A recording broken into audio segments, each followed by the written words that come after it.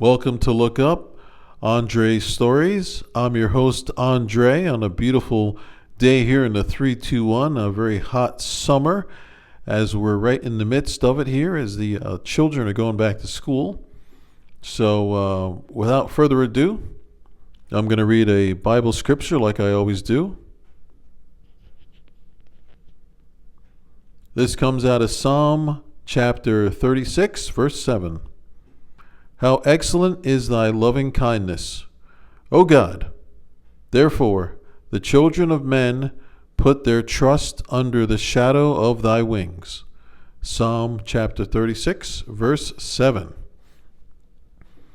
All right, it's been a really interesting summer so far. Lots of different things going on.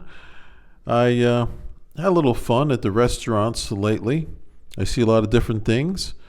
And I noticed lately when I go to this one particular hamburger place, whenever I put in my order and give my name, they always butcher up my name, and I'm thinking, how hard is it to say Andre? And I have it spelled out properly. And, people have seen the name before. It's not like an uncommon name. So I said, you know what I'm going to do this time? I'm going to give them a different name. I'm going to give them a very famous name that a lot of people know. So what name did I use?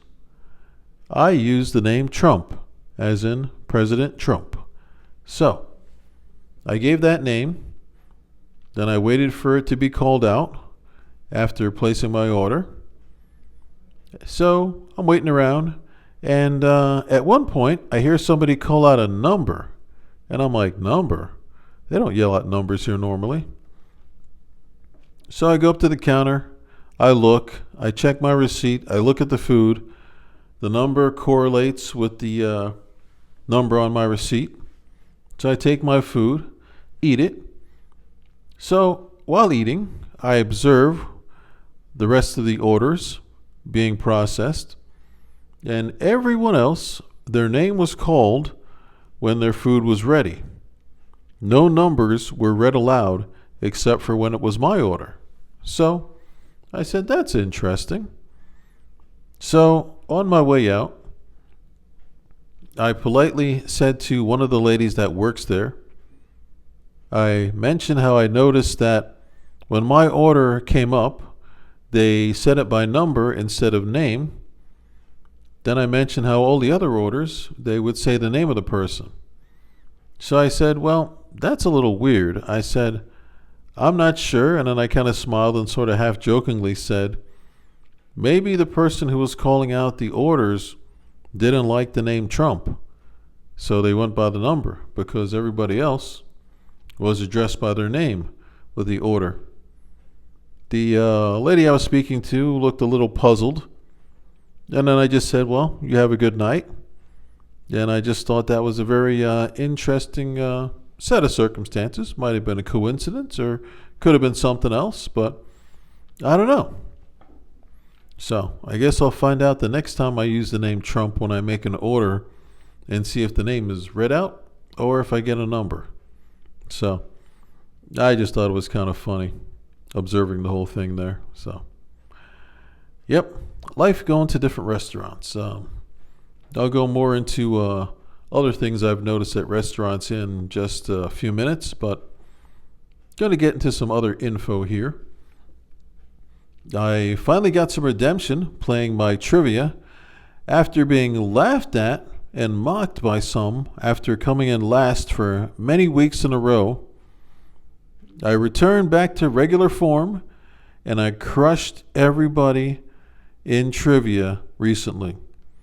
And I smiled as I did it. I didn't boast. I was a humble winner, but inside I was saying, in your face, don't you ever, ever, ever laugh and mock at me if I ever come in last again. Many people looked dumbfounded by how well I did as I won 3 out of the 4 rounds, including the grand prize. So I totally dominated the whole entire trivia. So back to winning, winning, winning.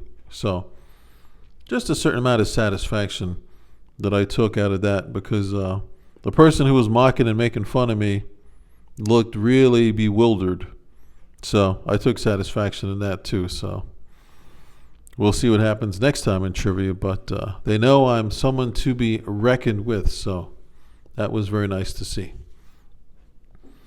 I was speaking with a friend of mine recently. She told me about some red light therapy she was going to be trying. And I'm a little familiar with some of the red light therapy. I've read a little bit about it. And she was just talking about some different conditions she has, and she's going to see how it goes with all of that. Then we started talking about this red room that they have here locally in the area. Yeah, there's this red place. It's called Ward's Red Light in the Care Royal Office condos in Cocoa Beach. And that place, they've always had this red light on since I've arrived to this area. And I always wondered what's up with that whole red light thing.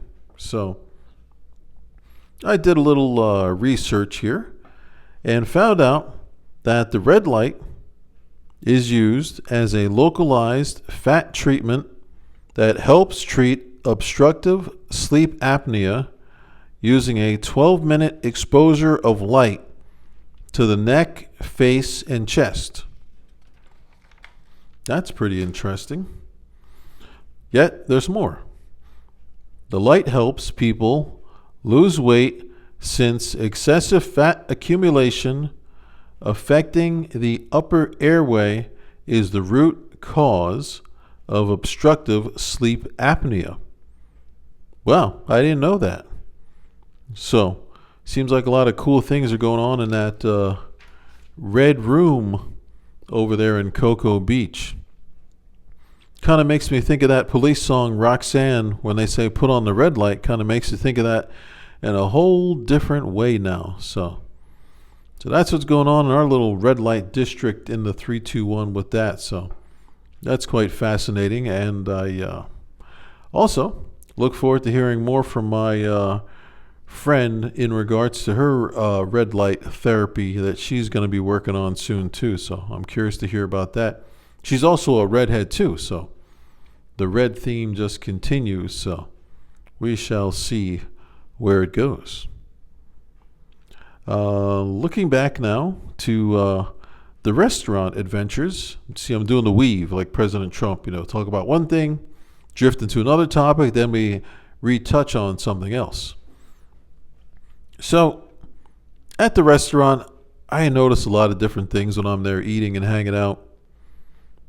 I noticed there was a person who was sitting across from me, and this guy started taking out a rag and started blowing his nose while I'm trying to enjoy my meal recently.